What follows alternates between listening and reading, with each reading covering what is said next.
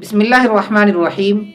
آج کی اس ویڈیو میں آپ کے سامنے شب برات کے متعلق کچھ باتیں بیان کروں گا کہ شب برات میں کون سی عبادت کرنی چاہیے، کیا شب برات میں قبرستان جانا ضروری ہے یا نہیں، کیا شب برات میں مردے اپنے گھر آتے ہیں، کیا شب برات کی صبح روزہ رکھنا ضروری ہے یا نہیں۔ سب سے پہلے میں آپ کو بتاتا چلوں کہ شعبان کے مہینے کی احادیث مبارکہ میں بڑی فضیلت آئی ہے۔ ایک حدیث میں نبی کریم صلی اللہ علیہ وسلم نے شعبان کو اپنا مہینہ قرار دیا۔ اسی طرح احادیث مبارکہ سے ہمیں پتہ چلتا ہے کہ نبی کریم صلی اللہ علیہ وسلم رمضان کی تیاری شعبان سے ہی شروع کر دیتے تھے۔ اسی طرح ایک دوسری حدیث سے ہمیں پتہ چلتا ہے کہ نبی کریم صلی اللہ علیہ وسلم رمضان کے علاوہ سب سے زیادہ نفلی روزے اگر کسی مہینے میں رکھتے تھے تو وہ شعبان کا مہینہ ہے۔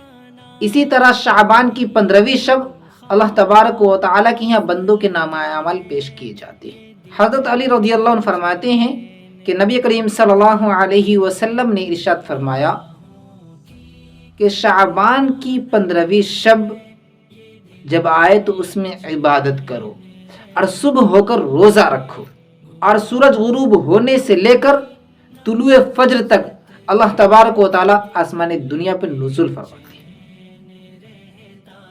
اور یہ اعلان کیا جاتا ہے کوئی مغفرت طلب کرنے والا کہ میں اس کو بخش دوں، ہے کوئی روزی کا طلبگار کہ میں اس کو روزی دوں، ہے کوئی بیمار کہ میں اس کو شفا دوں، یہاں تک کہ طلوع فجر ہو جاتی ہے۔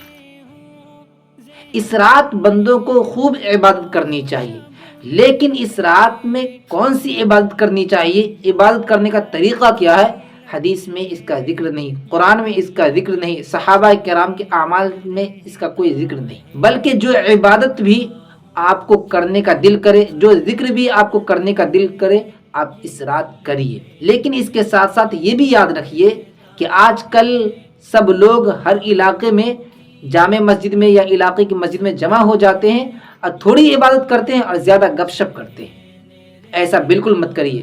10 منٹ آپ عبادت کریے، اگر 20 منٹ ہو تو 20 منٹ عبادت کریے، اس کے بعد گپ شپ مت کریے، چپ چاپ جا کر سو جائیے۔ اسی طرح نفلی عبادت تنہائی میں کرنا، اپنے گھر میں کرنا زیادہ بہتر ہے۔ اگر کوئی انسان مسجد میں عبادت کرنے کو شب برات میں ضروری سمجھتا ہے تو یہ بدعت ہے۔ اسی طرح شب برات کی صبح روزہ رکھنا ضروری نہیں ہے، ہاں روزہ رکھنا مستحب ہے۔ اگر کوئی روزہ رکھتا ہے تو اللہ تبارک و تعالیٰ اسے ثواب عطا کرے گی، اور اگر کوئی روزہ نہیں رکھتا ہے تو وہ ثواب سے محروم ہے۔ اسی طرح 15ویں شب کو قبرستان جانا لوگ ضروری سمجھتے ہیں۔ نبی کریم صلی اللہ علیہ وسلم اپنی زندگی میں صرف ایک مرتبہ شب برات میں قبرستان گئے، لیکن ہم لوگ ہر سال شب برات میں قبرستان جاتے ہیں۔ کس لیے جاتے ہیں؟ بس ویسے ہی لوگ جا رہے ہیں، ہم بھی جا رہے ہیں۔ نبی کریم صلی اللہ علیہ وسلم کس لیے گئے تھے؟ اسی طرح مسلمانوں کو کس لیے جانا چاہیے؟ اگر آپ کو کچھ پڑھنے آتا تو جا کر پڑھ لیجئے، اس سال سے آپ کر لیجئے، لیکن ضروری مت سمجھیے۔ دن میں چلے جائیے آپ، ہاں اگر آپ کبھی نہیں گئے ہیں تو سنت سمجھ کر ایک بار چلے جائیے زندگی میں، بس ہو گیا۔ اب ہر سال کو شب برات میں کو قبرستان جانا یہ چیز بہتر نہیں ہے۔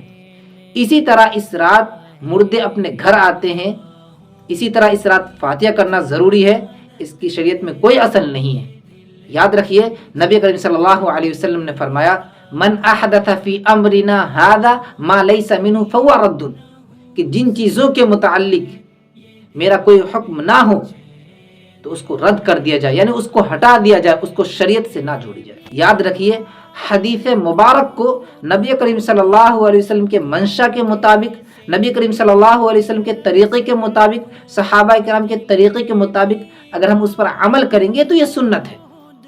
لیکن حدیث مبارکہ کو، اسی طرح نبی کریم صلی اللہ علیہ وسلم کی سیرت طیبہ کو اپنی عقل کی بنیاد پر، اسی طرح جو عقل میں ہمیں اچھا لگے اس کو پسند کرنا، اس کے مطابق اس کو ڈھالنا، کوئی نیا طریقہ ایجاد کرنا، یہ بدعت ہے۔